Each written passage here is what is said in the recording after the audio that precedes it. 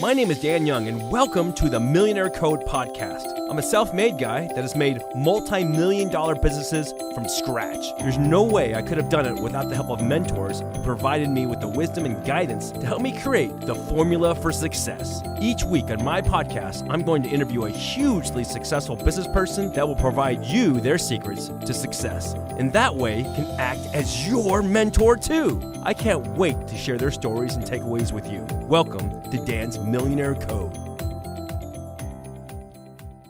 Hey guys, welcome to Dan's Millionaire Code, where every single week I bring you a millionaire or somebody who changes the planet in a very positive way.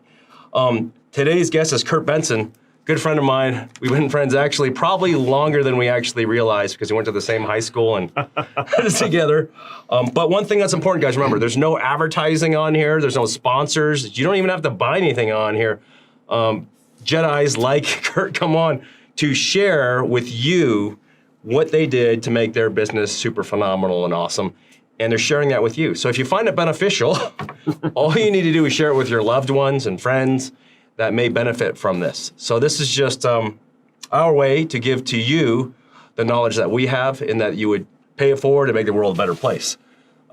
So Kurt's one of the most successful people I know. And I think we go back probably...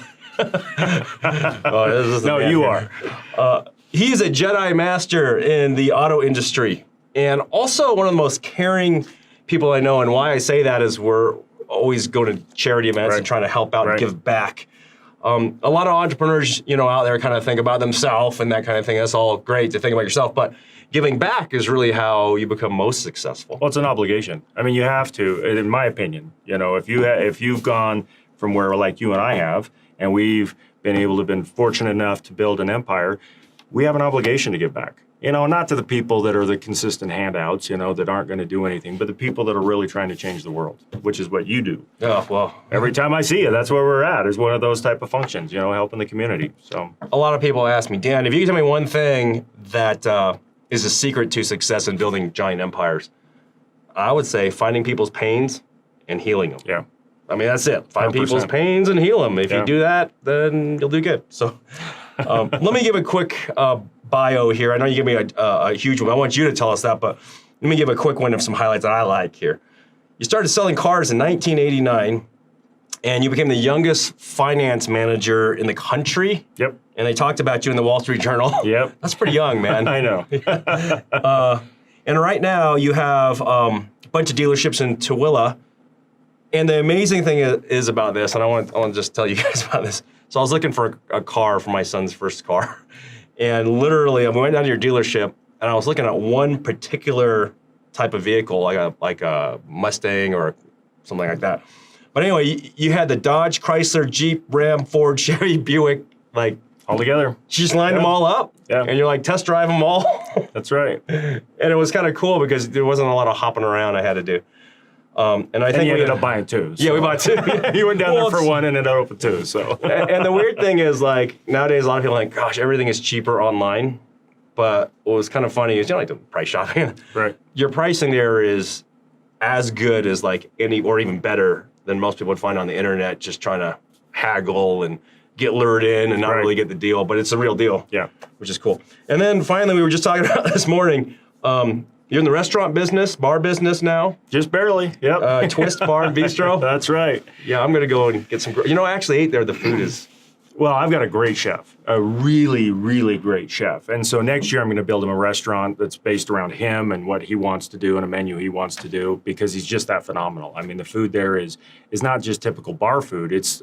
You got some of that, but you also have some food. I mean, the Sunday brunches or Saturday brunches, over the top. And it's in a cool boiler room. I mean, this place has been around for over 100 years, and it used to heat and power all of the surrounding, like the Exchange Place buildings there. Uh-huh. And so now it's in just a cool old building that has these big pipes and all these cool things in there. It's pretty awesome. Every time I've been there, it's been great. But now that you're the proprietor there, it'll probably be like 100x. Yeah. Well, they haven't done any advertising for 4 years they've been open, and they're successful. And I mean, restaurants or bars, they open up, and usually they go under in the first year or two. Yeah. And these guys have been successful for 4 straight years and have never done any advertising. They're going to be turbocharged because you're the master of system processing.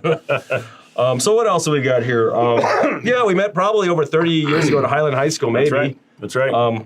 We were probably, being tardy and late and sloughing and hanging out in the park and stuff like that. But it was great. Again, I've bought a couple cars from you. But tell us about the car business and the company you built. It's a pretty crazy journey to where you come to today. Yeah. Maybe you can give us kind of the highlights of that and how you got there.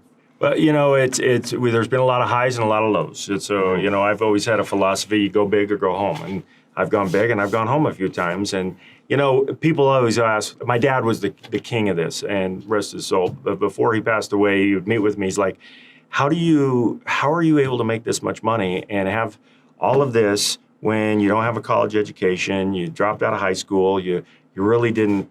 And, my response all the time was just three things. And first of all, you have to have the guts to do it, which most people don't have the guts to do it. They're so conservative. They're so afraid of taking that risk that it's easier than people think if you're willing to take the risk. The other thing is it's about people.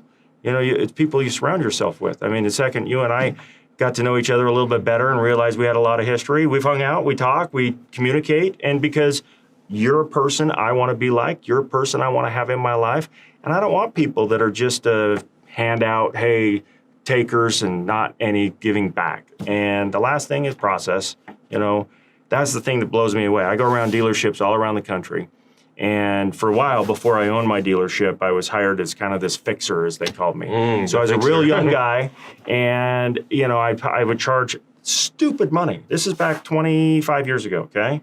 25 years ago, I'd have to fly either on their private jet or first class. They'd have to put me in a 5-star hotel on a suite, and I'd be there for 2 weeks, and they'd have to pay me $10,000 a day to be there. But they knew that I would have their place that has been losing money for 5-10 years. I would have a process put in place, and I'd have it profitable within 5 months after I spent the 2 weeks there. And it just was all about people and process. That's your next venture is Kirk's Millionaire Code. Yeah.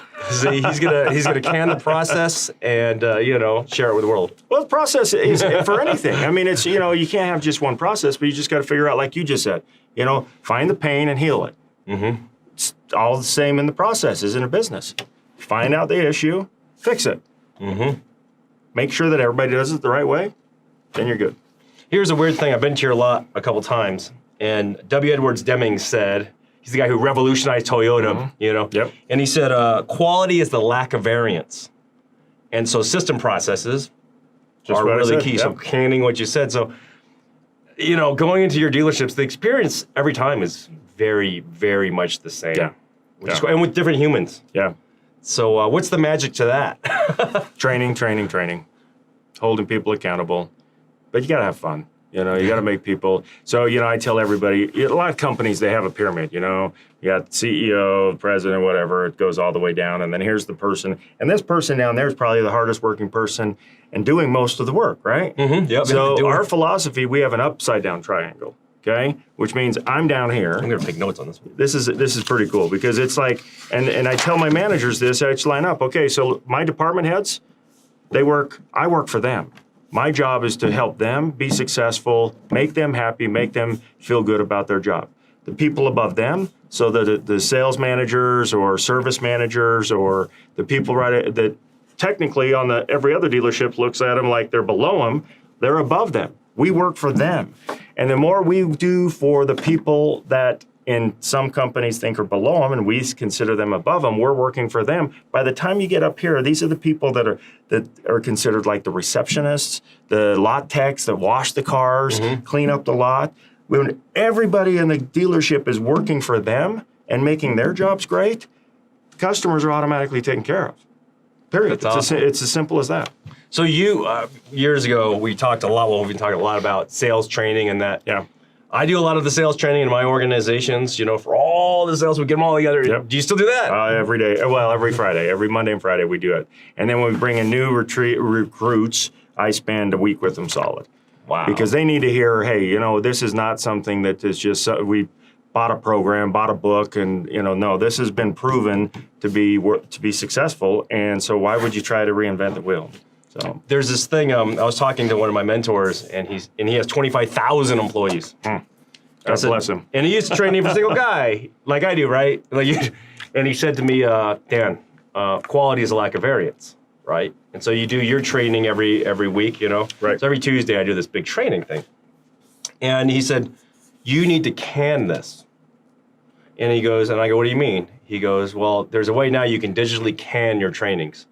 So when it's like how to greet a customer, how to do finance, how to do this, how to do this.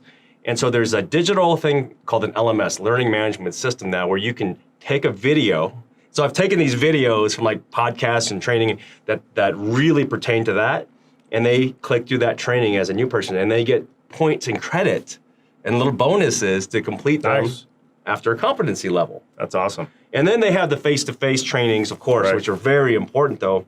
But I talk about putting a little bit of fertilizer, you know, as time goes. And what's really cool is people like it. Yeah. And it's pretty cool. Yeah. So I'll share that That's technology awesome. with you. I'd love to see it, yeah.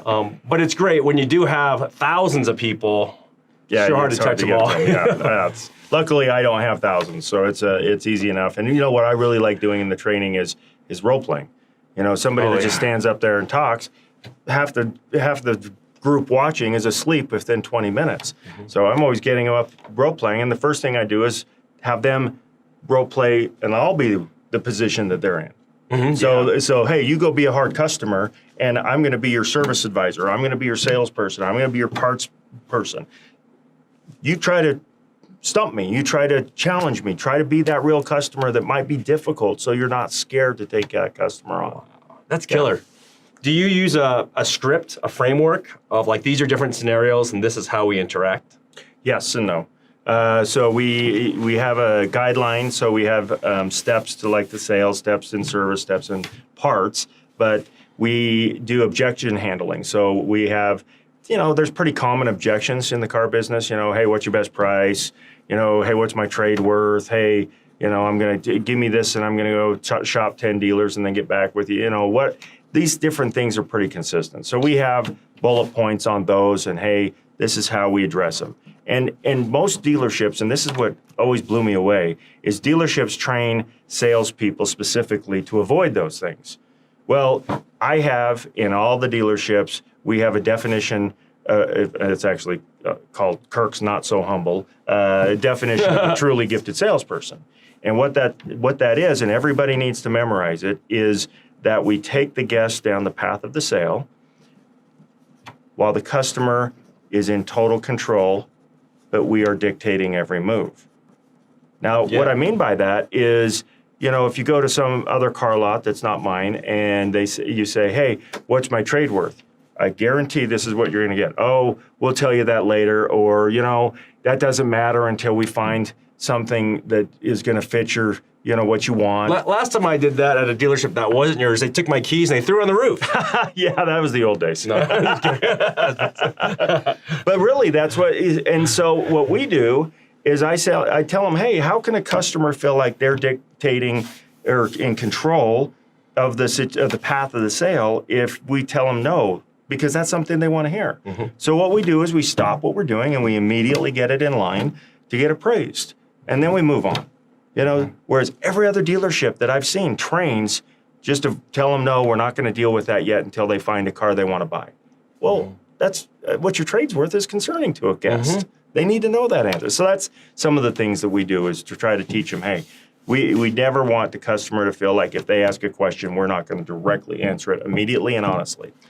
We got the same philosophy. So when someone brings a computer that's broken wherever they got it, we say, well, let's look at what's going to cost to fix it up and get it working. You know, and if you want, we can compare that to maybe just getting a new one, and maybe we buy the parts from you or something, and then you decide. Right. And then you just show them what's going on, and the customer will say, I want to do this or that. I mean, you don't have to pressure them. It's just like, okay, this is smarter, this. And the math will just show what's smart, you know, and... But let them make the decision. Yeah. Don't try to pressure them into it. You and I are 100% on the same page. That's the best way, right? Yeah. And then everyone's happy, right? That's right. This is so cool. It's so weird how we let, you know, I'd love to do a training swap. I'd love to come train your sales teams. Oh, that'd be fun. For like, you know, 30 minutes or something. And then you train my sales team for 30 minutes. I'm like, who's this guy? But I bet you they're going to learn some very important, you know, techniques to be able to help customers better. I think it's a great idea. We should do it. This will be fun. Okay, what else do we got here? We talk about process. Oh, so you are a marketing guru. I see your ads probably more than my ads when I'm looking at ads out there when it comes to everything, internet, radio, and TV, and stuff like that. We're both crazy with that. Yep. So what do you find as most effective, or maybe a few of the top things that an entrepreneur can do to market their business? You know, it's ever changing, and if you ever stop learning and investigating and finding what's going on, that you're going to be passed by everybody in seconds. It's this business. All businesses are evolving so quickly that you've got to always be looking and making sure you're in the newest, latest, and greatest. And a lot of those newest and latest, greatest, you got to vet them, and they suck, and they're not worth it. But some of them are. You know, in today's day, you know, the key to me is there's so much in DVRs, there's so much in Apple TV Hulu and all those things that you got to be very selective. And so I'm very, very selective on what I do on TV. Okay, what is not going to get recorded? News. That's what I think. And sports. Period. Hey, we're in the same area. Yep. That's so. You know what I do is I go in and negotiate a big package, but ensure that I get an expensive Super Bowl halftime spot for very little compared to what other people will pay, because I negotiate an annual deal with them and say, but I need this, and I need NCAA stuff, and I need NBA playoffs, and I need, you know, so I make sure that I have prime positioning, but I'm going to commit to you this much money in a year.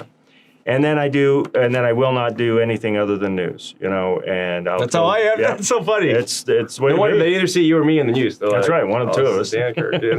And you know, it's funny because, you know, here locally in Utah, you have a different age group and a different type of person that watches different stations. So depending on and you got to curtail your ad to those people. You know, you got to have one ad for a younger demographic. You got to have a different ad for an older, medium age, and another one for an older demographic. And that's always tough. You know, when it comes to digital marketing, you know, the key for me is the geo-targeting and geofencing.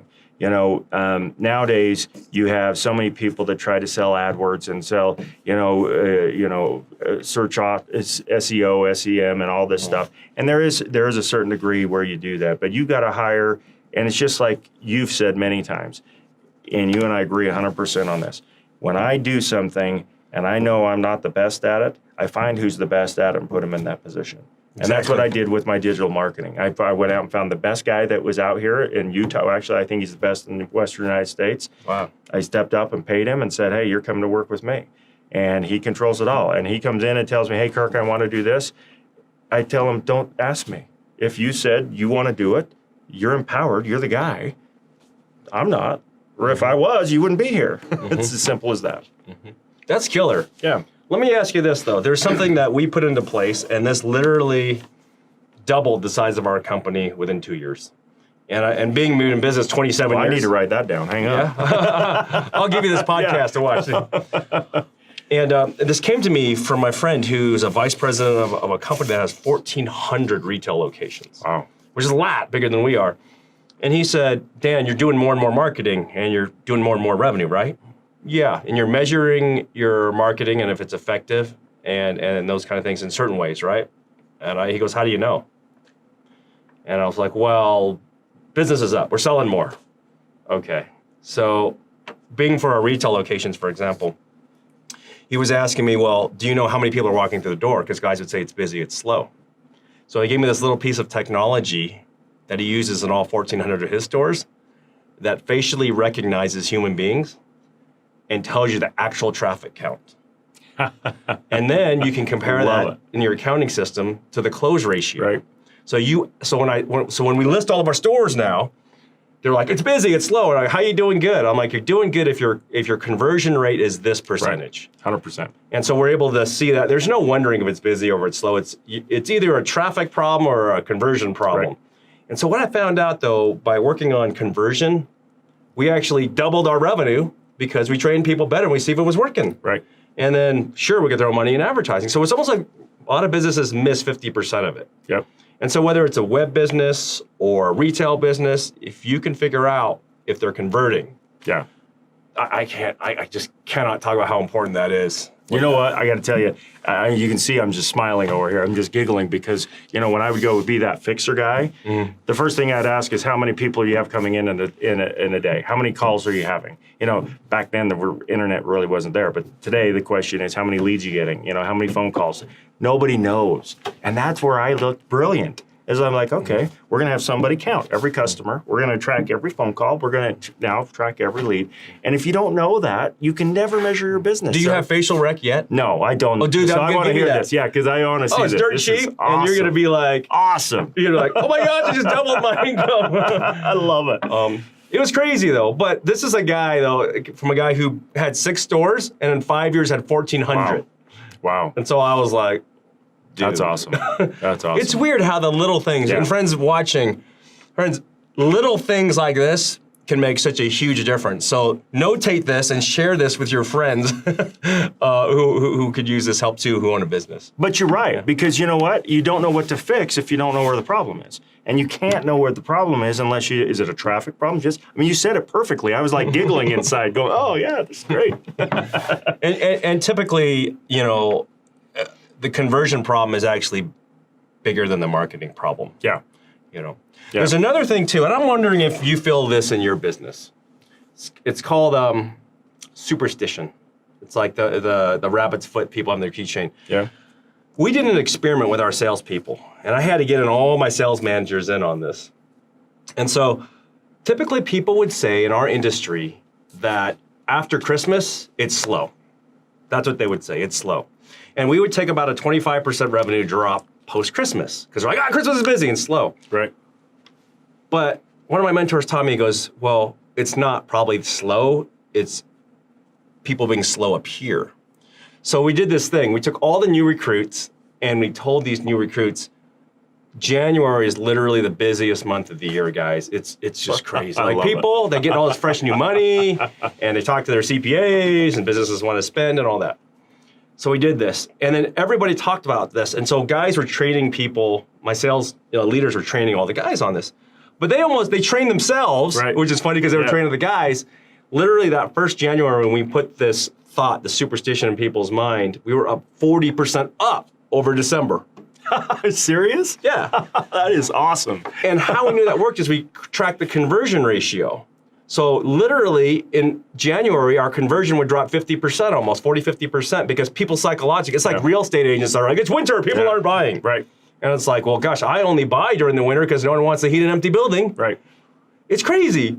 So that psychology is there. Yeah. You know, do you have to deal with salesmen, saleswomen psychology like that? And what are some tips that you've done to help their psyche? Yeah. No, in our business, it's very similar to what you just talked about. You know, they always say January, February sucks. This is just, it's the worst time to sell cars, blah, blah. And here in Utah, it's pretty tough just because that's when you're getting pounded with the inversion and snow and it's just, the mental psyche's just all not there. But that's where you have to create and make sure that you ensure your own success, which is why we have a BDC, and that's another thing that I really focus on in our business. And every dealership I've gone in and helped train or owned myself, it's Business Development Center. Oh. And so you have something similar with your call center, but my call center is that the sales associates have to go in and spend 90 minutes every day. So what they're doing is they're concentrating on their owner base. They're doing owner follow-up. They're doing prospects that haven't purchased yet, this kind of stuff. And we have scripts and we have a CRM program that shows everybody and when they need to call them and all the information in there. But the key is we really focus on referrals because our philosophy is, okay, summer, everybody in the car business expects to spike in the summer months, okay? And then they expect to go down in the winter months. So how I've grown every dealership that I have, we grow it, usually about 70 to 80% every year. Wow. Is you spike up. Once we put our processes in, it automatically spikes up, even without the summer. And then our goal is to plateau during the winter instead of go down, which everybody else does. And then we can spike again next summer and then plateau. But the way we plateau is that we focus very, very heavily on referral marketing, appointments, going out and finding prospects and bringing them in on the phone instead of waiting for marketing to bring them in or customers just to walk in the lot looking for their own car. And then we get the opportunity after we have a successful January and February to show them, hey, look, here's the results. Look what happened. So just think, if we now do this in the spring and summer months and continue to do this part, we'll grow this much. And how much does that mean to your bank account? You know, we drill it down into their own personal bank What are account. some techniques, though, to use for referral marketing? So Newsletters and email? Or it's similar to something you and I were talking about before we even started this program, but it's a referral program a lot of times, okay? Oh, yeah. So what we do is we call it like a household update, all right? So, hey, I call you, hey, Dan, how are you? You know, I sold you a car last year. Just doing some follow-up with make sure everything. But, hey, what I want to do is a household update. Okay. I want to, what cars do you have in your driveway? Okay, you got this, you got your wife, you got your sons, you got your daughters, great. All right, now out of those, which ones are going to be probably next to be replaced? Oh, it's going to be my daughters. You know, we bought her this, and, you know, she's ran into curbs, she's done this, she's done, so, you know, we're probably in the next year. So, okay, that's my next question is when? Next year or so, okay. So what kind of vehicle, what kind of price range would you be looking for at that time so I can keep my eyes open for you? Qualifying them right. Right. And then they say, Dan says, well, I want to stay around $15,000 and I want to be around this kind of car. Perfect. Okay, we get all that stuff. We're putting it in our CRM, our customer relation management system. And then after we get that information, we say, okay, and who's the next one? So now we're going to know when Mr. Young is going to replace every single one of his cars and what he wants to replace it with. Okay? So now we have his whole family, his whole household update. Smart. All in there. Now, once we get all that information, then I come back to the daughter, the first one that was a year away. Mr. Young, so coming back to your daughter for a second, let me ask you a question.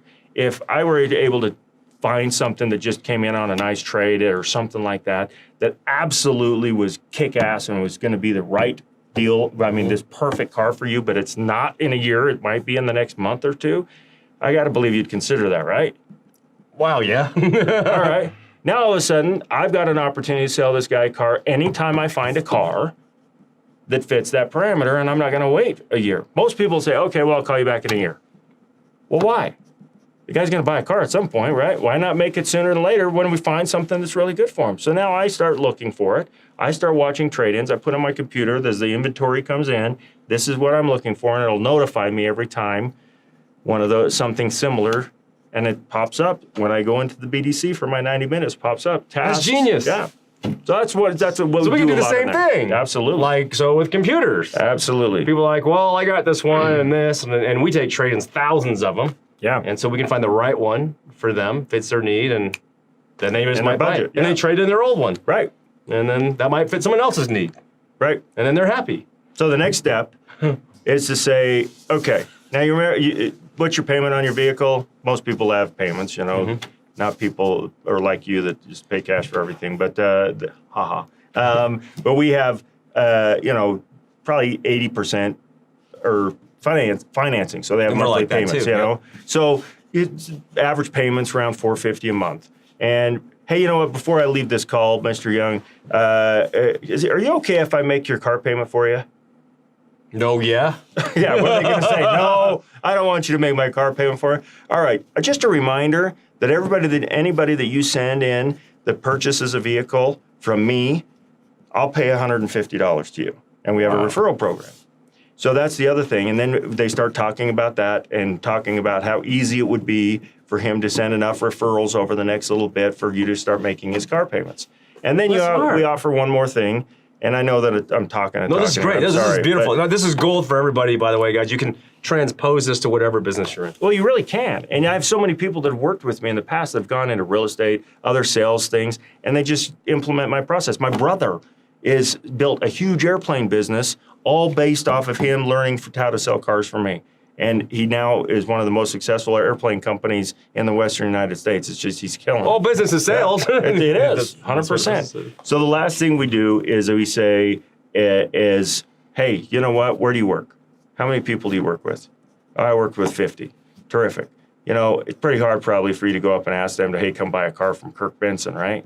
So would you mind one time, what if I were to just bring a really cool new vehicle and just show everybody and not trying to sell it to anybody, but then pass out my cards to all of them and talk to them and get some information on their next purchases, just like we did with your household update. And every time one of them buys a car from me, I'll pay $150. Would you mind setting that up for me?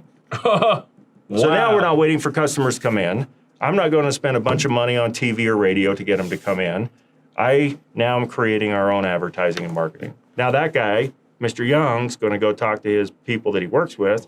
Hey, is this something you'd like to do? Would you like him to bring one of those really cool new Raptors in, or the Renegade when it gets here, or Ranger, or something like that? This is cool. So you bring the demo down. Yeah, go right to their business. And this is interesting because this is something similar to what we do, because we calculate what it costs to bring someone through the door and how much, and it's expensive. It is.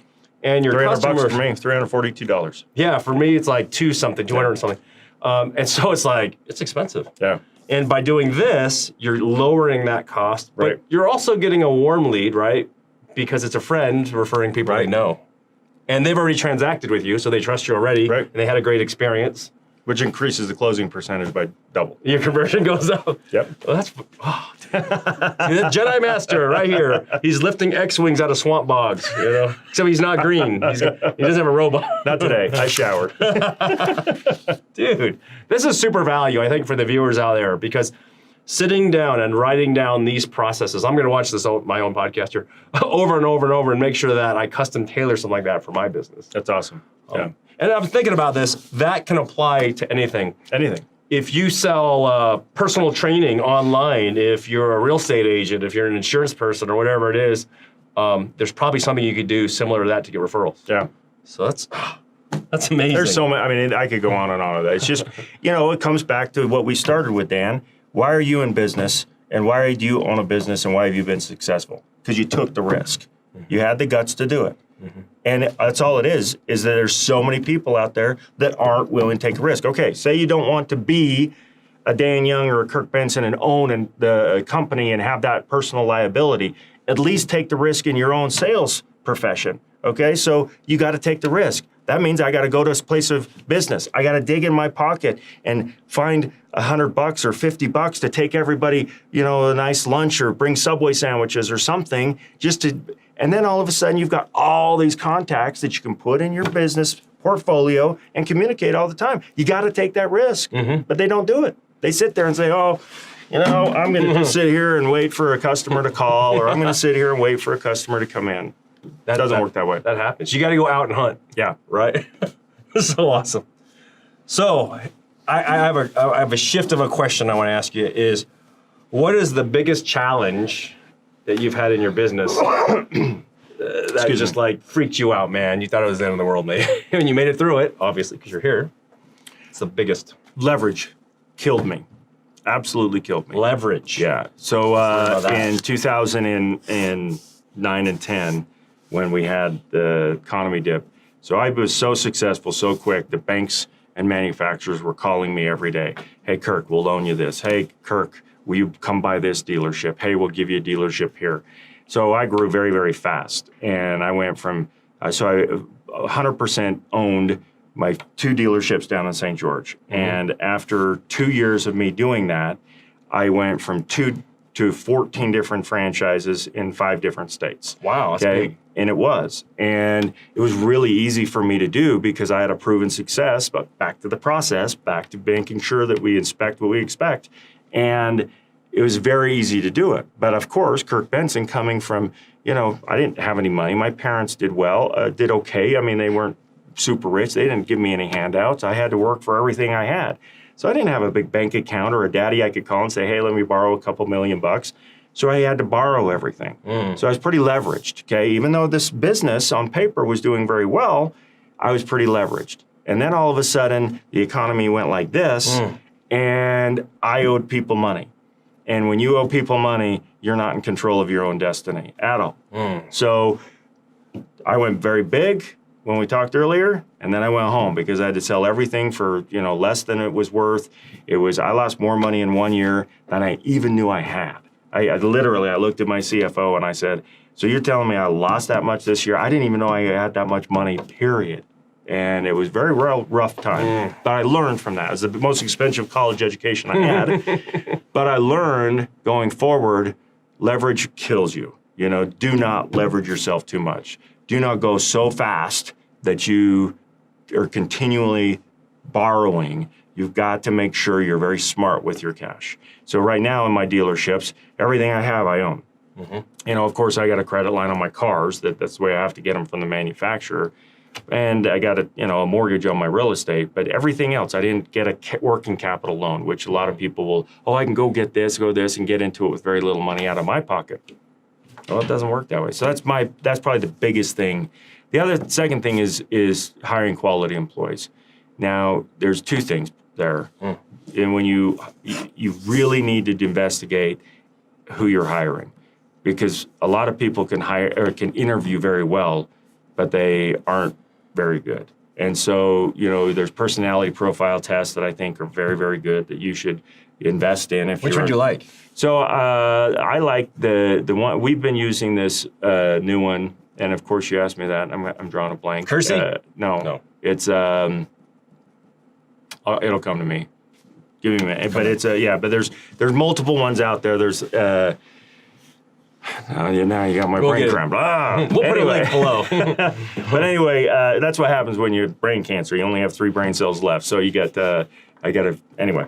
But you look at those. They'll give you good questions to ask in their interview. Make sure you ask those interviews and do reference checks. You know, what happens is people are going to only list references that they know are going to give you good references. So go find look at the resume, make sure you know their job history, and call those jobs that they didn't list as references. So that's the first step there, because then you know you've done your due diligence and you have a pretty good feel of what you're going to get.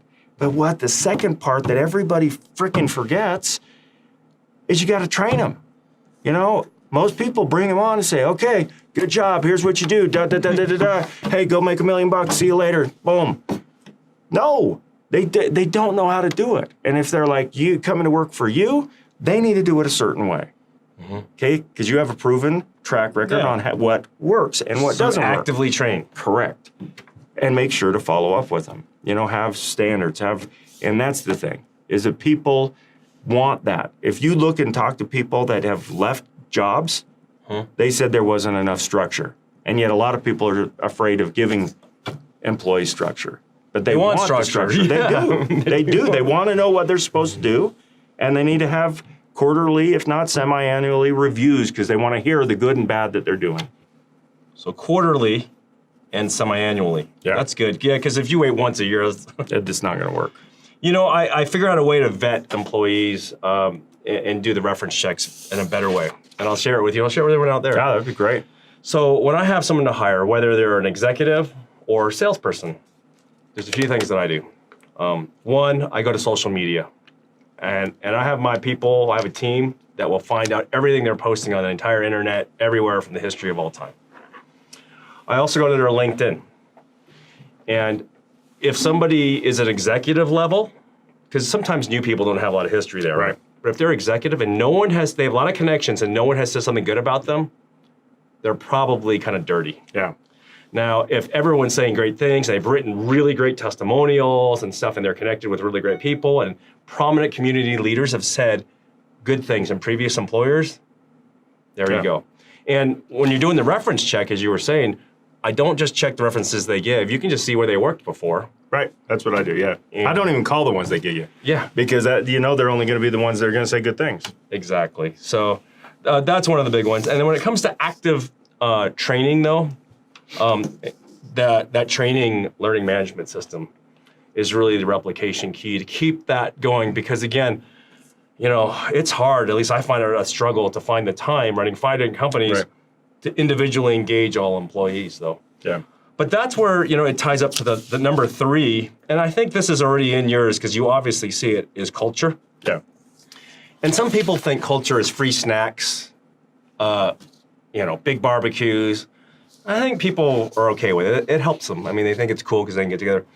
But the most important thing about culture is finding out what each employee's pains are. Yep. and healing them. So that each employee is your number one customer, Yeah. right? And then find out. And if you can help them that way, hey, Upside down pyramid. upside down pyramid. We I'll get rid of work them. for. Upside down pyramid. You know, the other thing, Dan, is empowering. You know, and when you do these quarterly and semi-annual reviews, that really is important to follow up. You know, when you find out what they want to do, where they want to go, and build a path to help get them to where they need to be, to where they want to end up. But you know, empowerment in my businesses, it's, hey, you know what? Who runs this company? Well, it's the lowest paid person, right, in the upside down pyramid. So why don't they have power? Well, a lot of people look at me and say, Kirk, you're out of your mind. Well, you know I am. I mean, we've known each other for a while. We're cuckoo. Damage a lot of brain cells. So I have every one of my team members in my bar, in my restaurant, in my car dealerships. Everything I have, every employee has a pickle voucher. And what that pickle voucher is that they have up to $100 at any given time with any customer to fix a problem, period, okay? So if they come across it, and it's not even a problem that they were involved in, but they just start talking to somebody and found out they've had an issue, is to instantly fix the problem. And they can spend up to $100 without any management approval, without having any repercussions, anything. And then what we do is after they do that and take care of the customer, then I sit down with them and their department head and find out what happened so that I can learn how to fix the process. Because the only time a customer is not happy, well, the majority of the time, some people just are never happy, but most of the time people aren't happy because we had a breakdown in our process that is built to take care of the customer. So I need to know where it's broken. And it may not be that our process is broken, it's just it's not being done the way it's supposed to be done. Yeah. But I need to know that. So you know how many people just absolutely freaked when I held all these big employee meetings and I started this when I had a bunch more dealerships, and I walked out and handed them this pickle voucher. And everybody's like, holy cow. The general managers of the stores were like, Kirk, this is gonna cost me a ton, okay? 3 years I've been doing this. Do you know how many I've actually cashed in? 8 in 3 years. So it cost you $800. Yeah. And you learned a crap load. Well, and it's just, and what it did is that all the employees now just fix the problem. They don't spend money to fix the problem most of the time. They just know they have the authority to fix it. But when you have a customer that gets to you, by the time they get to you, they are super upset. Oh, yeah. If you have a problem. I know that you probably don't have many, but if it gets to you or me, why are they were upset this much when it started. Then they had to wait for a manager. Now they're upset this much, okay? Then they had to wait for the other manager or the owner.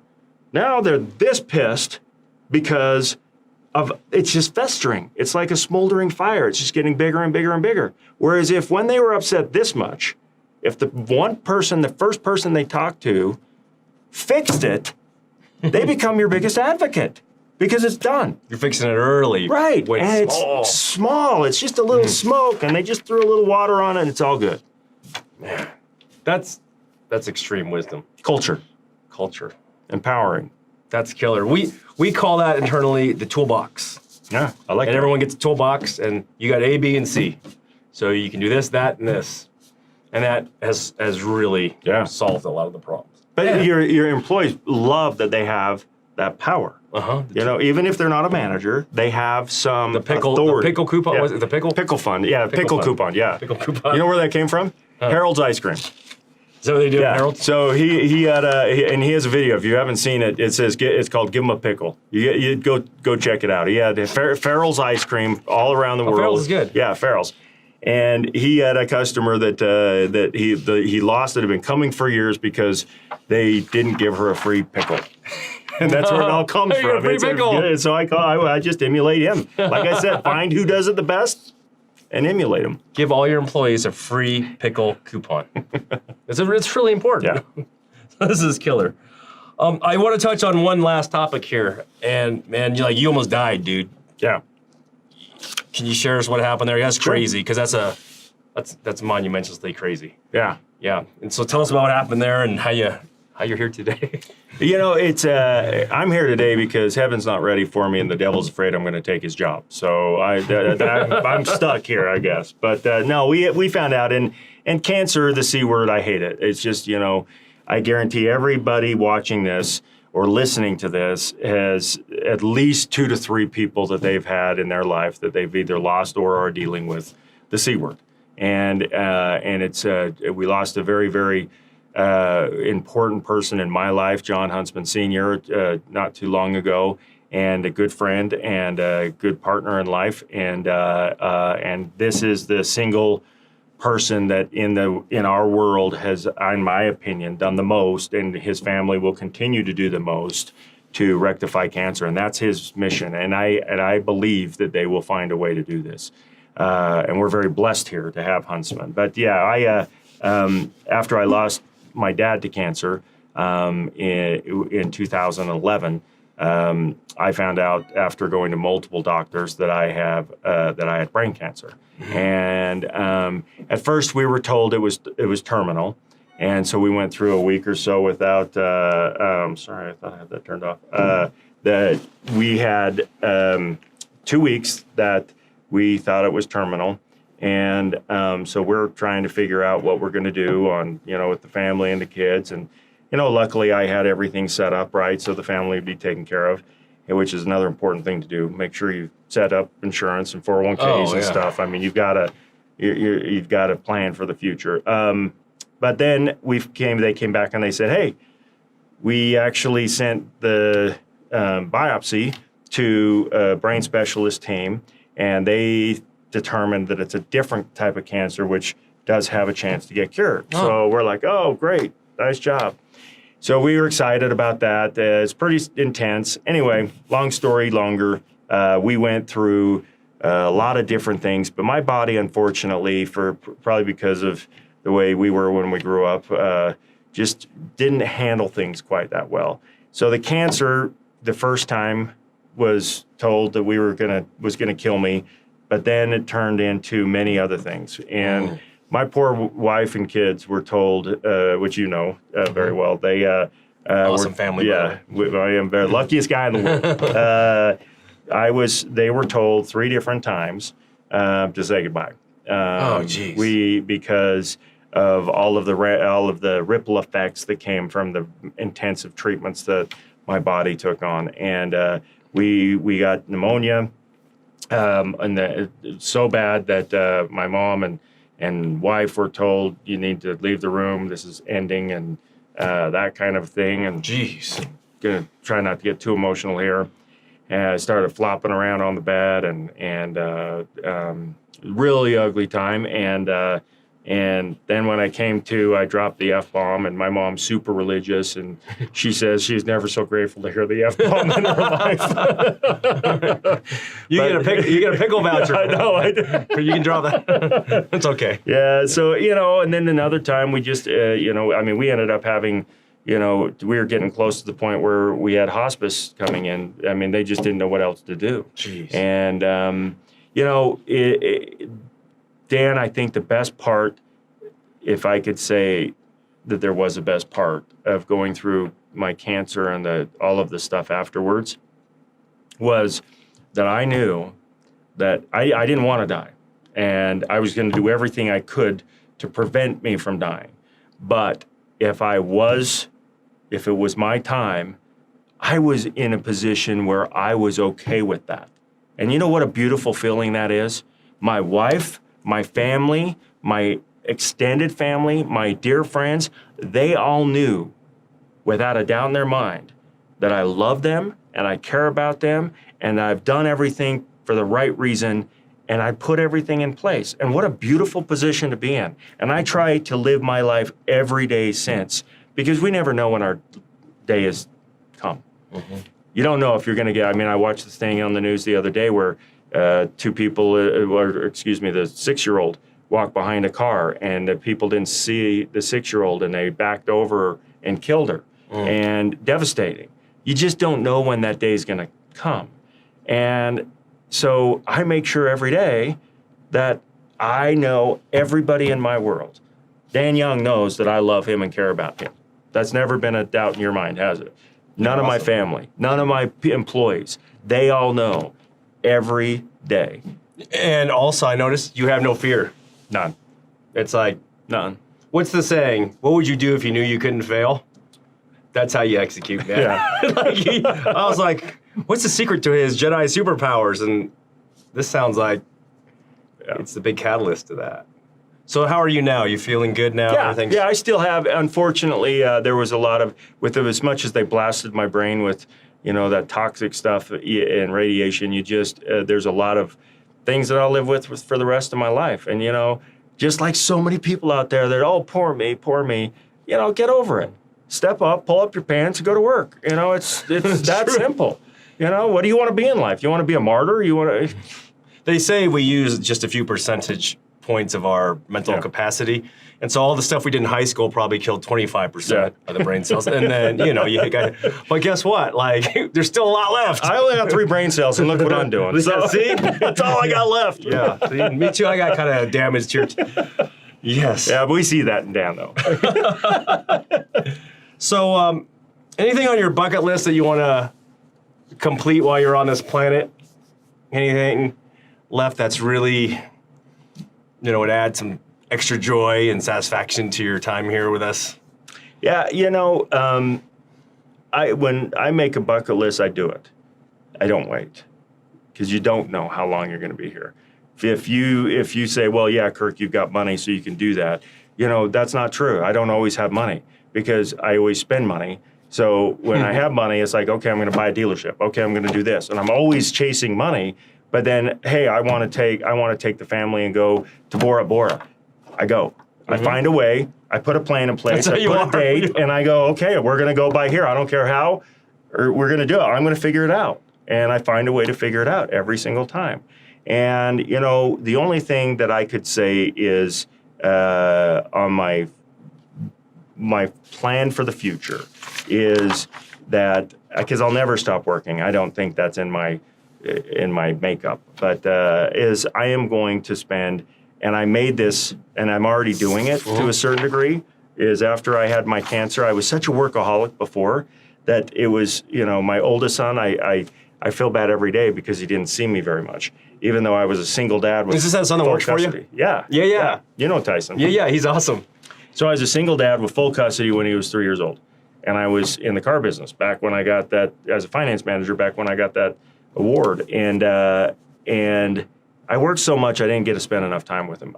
And when I got my cancer and went through the economy dip, I made a commitment to myself that I'm still going to work hard. I'm just going to work smarter. And I'm going to make sure I spend time. I'm going to go big, meaning I'm going to work very hard for a couple of weeks or a month, and they know it, but then I'm going to take everybody on a trip. And it doesn't need to be to some exotic trip. It's down to St. George. It doesn't matter. Just where we have our family time. And that's where we have the face-to-face interactions. I make sure that as much as I possibly can, I'm home for dinner every night with my family. I only have 2 kids left in the house now, but those are the things that are the most important. That's awesome, man. Yeah. Dude, I'm going to recap some of the lessons you've taught us today, friends here. I got so many notes here. Whoa, we got a lot here. Process training, very important. The upside down triangle. So really, the top works for the bottom, right? Continuous training is very important. When you're recruiting people, make sure that you do good background checks and check things besides their references. Wow, you got a lot of good stuff here. In marketing, just know and target your marketing. Geo-target. Make sure you're not advertising on stuff that gets DVR, right. Which is important here. This is so much wisdom here, man. I'm gonna have to watch this like 20 times.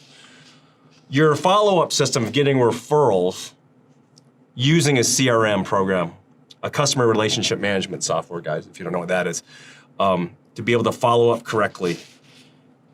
One thing I would take out of this, not going through the whole thing, is write a script or a framework for your people, a process to be able to follow up as well. The biggest challenge in your life, don't over leverage yourself. Yeah. Because when the economy goes crappy, that's gonna be pretty painful. Wow. We got so much here. Empower people with the pickle coupon. So empower every employee with a certain amount of resource to solve the problem before it escalates, so you can put out the fires when they're small. Well said. And work smart. So have your sprints at work that you need to do, but allocate the time for your family, because literally you can get run over by a truck. Yep. Anything can happen. Yep. So, and live without fear. That's right. Live without fear. Dude, I feel like that I increased my brain capacity at least 1%, and I was only probably using 2 today. So, can I just say one last thing? Is you are brilliant, and I really hope, and I know that your listeners already pretty much know that, but when I'm sitting here listening to you say what you've learned from me, I learn just in the short visits and times that we get together. I learn a ton from you, and you have so much to offer everybody here that Thank you. I hope you add or do at least. I mean, maybe I need to come in and interview you. It's Yeah, dude, I'm open for that. But you need to make sure, and I think I'm speaking for everybody here, you need to have a podcast at least once a month, because every time I talk to you, it's like, hey, I'm increased here. I've come up with this idea. I've done this, and it's just, you have so much to offer. Thank you. So doing this is awesome, but you need to do more of it on you. Exactly. Oh, I'll have you come and interview me.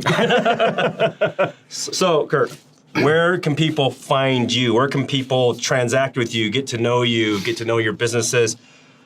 So maybe let's talk about your restaurant first. Is it on the web? Yes, Twist Bar and Bistro. It's on 32 Exchange Place, right downtown, just in between 4th and 3rd South, and between Main Street and State Street. Salt Lake City, Utah. That's right. That's right. So those of you that are watching around the country, when you come into town, Awesome. go to Twist, hang out, Right downtown. have some food and drinks, enjoy yourself. Yeah. I'm gonna go hang out, and now that I know that you got it, I thought you were just hanging out there every weekend from your Facebook post. Well, I didn't want to take from the people that are there. I just want to help promote it, You're promoting it good. People are seeing that. And then, so where can people find you? Are you like a public guy, private guy? Is there a website they can come see you? Yeah. So I'm on Facebook and Instagram, but I spend most of my time every day. I'm Monday through Friday. I'm down at the car dealership in Tooele Auto Mall, and then Tooele Auto Mall. Yeah, Tooele Auto Mall. Yep. Okay, and then cool. and then I'm 3 nights a week. I'm at the restaurant or bar, just making sure everything's good, and the rest of the time I'm with my family. So, dude, I appreciate you, Yep. man. This is so great. Thank you. Super. All right, friends, I appreciate you joining us today. Like, literally watch this video over and over and over and take everything Kirk's taught you, write it down, and most importantly, execute. Yeah, execute what he taught you. Because if it's in your head and you don't make it a reality, dude, you could get hit by a bus tomorrow. And if you didn't execute it, man, that would sure be a shame.